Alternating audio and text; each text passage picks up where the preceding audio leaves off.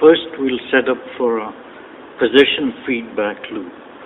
Position feedback is taken from the output potentiometer, and you can see how the connection comes back, and this jumper between R and M will complete the feedback path that leads to the summing amplifier.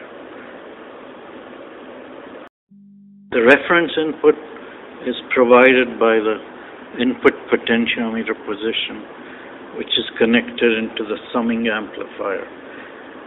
From the output from the summing amplifier goes through this potentiometer P2, which will set the gain, and then feeds the servo amplifier through the jumper PU. Starters, we'll set the potentiometer P2, which is the forward path gain, to a very low value, like 0.01.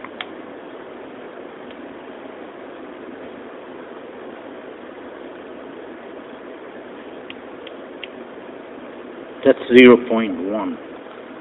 It's 0.01. We apply a ramp input by changing the position of the input port.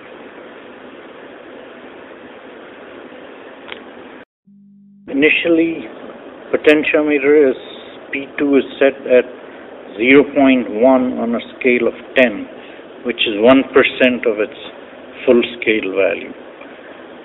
We apply input by rotating the input potentiometer.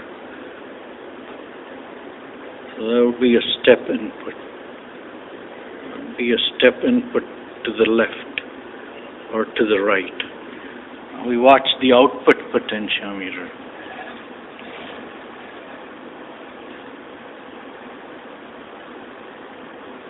Step input to the right,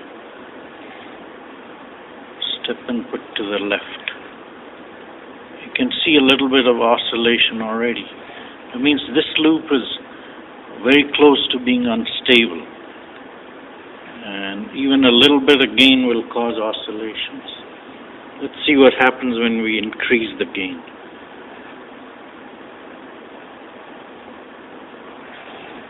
See, the result of gain increase, even without changing the position, causes oscillations.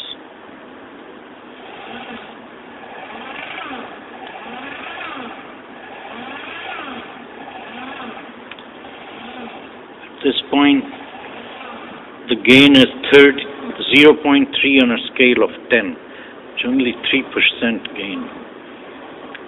So this loop is quite unstable as a position feedback loop.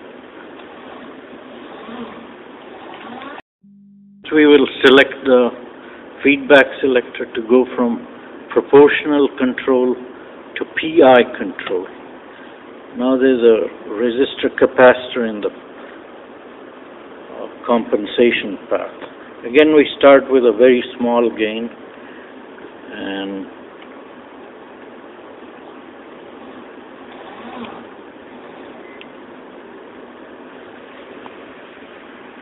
watch for step output.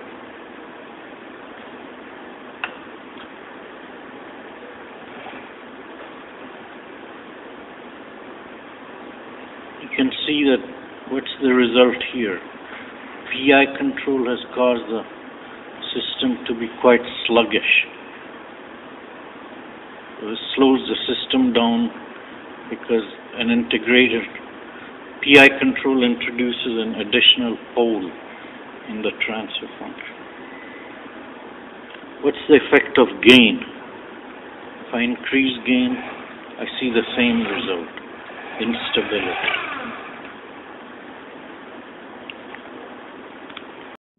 Look at the effect of speed feedback, otherwise known as tachometer feedback or derivative feedback, because speed is the derivative of position.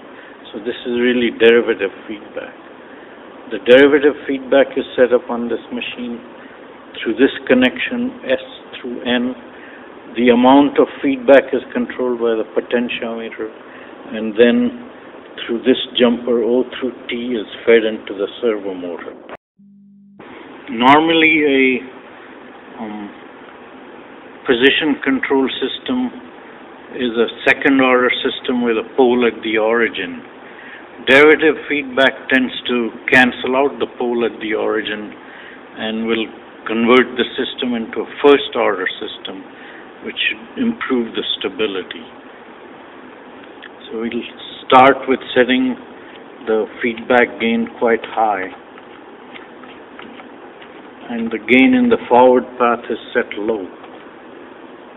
Turn the system on, and what we find is that if we turn up the gain in the forward path, we can go up quite high. Now I'm at 3% gain, 0.3 on a scale of 10. If I watch, I can set input as steady state input, right or left, and nothing happens on the output. I'm moving the input, but nothing's happening on the output. So that means I can go with more gain.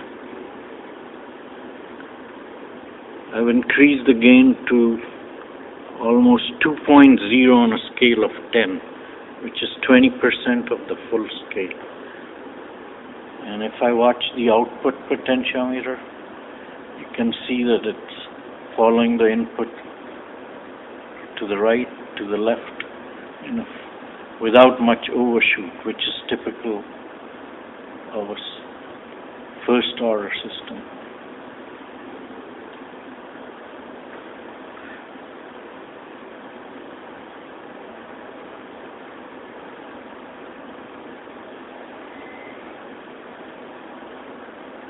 So I'm giving input, zero input, step input to the right, zero input,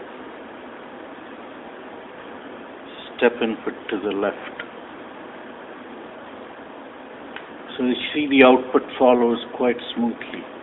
What happens if I increase the gain? I can increase the gain a little bit, and you'll see some instability. Not yet. Still smooth. Increase the gain. Now I'm at 0.4 on a scale of 10, which is 40%. No, 4 on a scale of 10. So 40% gain.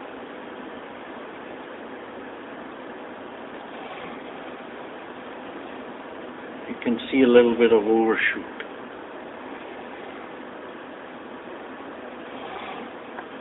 Okay. Now I'm at 5 on a scale of 10. 50% gain.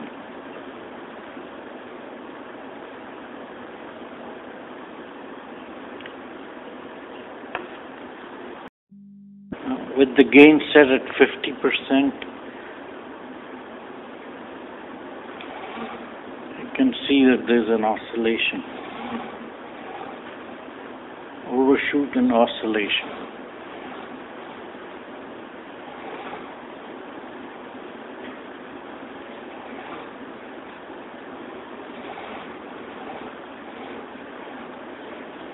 But still, you can see that with derivative feedback, the system is more stable and allows for larger gains.